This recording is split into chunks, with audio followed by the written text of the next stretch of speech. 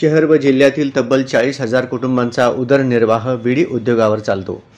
परंतु कामगार कायद्याअंतर्गत असलेले हक्क मिळत नसल्याने विडी कामगारांवर अन्याय होत आहे.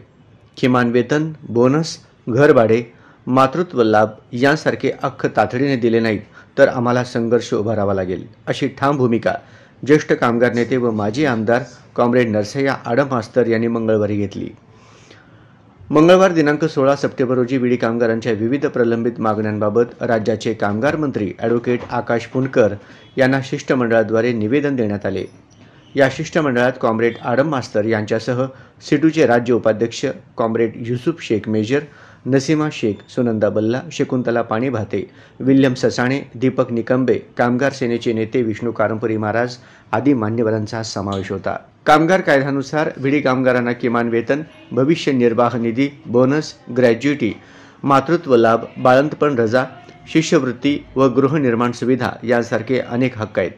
शासन निर्णयानुसार दर हजारी विड्यांसाठी किमान वेतन 402 रुपये असायला हवे, मात्र ते प्रत्यक्षात मिळत नाही. याशिवाय मजुरी रोखीने कारखान्यात देण्याची तरतूद असूनही बँकेमार्फत मजुरी देण्यात येते. त्यामुळे कामगारांना मोठ्या गैरसोयींना सामोरे जावे लागत आहे. सन 2002 पर्यंत विडी कामगारांना 5% घरभाडे दिले जात होते, मात्र नंतर ते थांबवण्यात आले. आजच्या प्रचंड महागाईत घरभाडे, किमान वेतन, सानुग्रह अनुदान, मातृत्व लाभ आणि शिष्यवृत्ती यासारखे हक्क न दिल्यास कामगारांचे जीवन अधिक हालाकीचे होईल, अशी स्पष्ट प्रतिक्रिया आडम मास्तर यांनी दिली. कामगारांची दुरावस्था ऐकून घेतल्यानंतर कामगार मंत्री ॲडव्होकेट आकाश फुंडकर म्हणाले, विडी कामगारांचे हक्क अबाधित ठेवले जातील. या उद्योगावर हजारो कुटुंबांची उपजीविका अवलंबून असल्याची मला जाणीव आहे.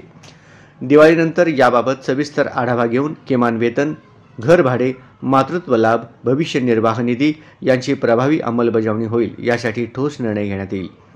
यावेळी उपस्थित कामगार नेत्यांनी मंत्र्यांचे आश्वासन सकारात्मक पाऊल असल्याचे सांगितले, मात्र निर्णय त्वरित प्रत्यक्षात येण्याची अपेक्षा व्यक्त केली.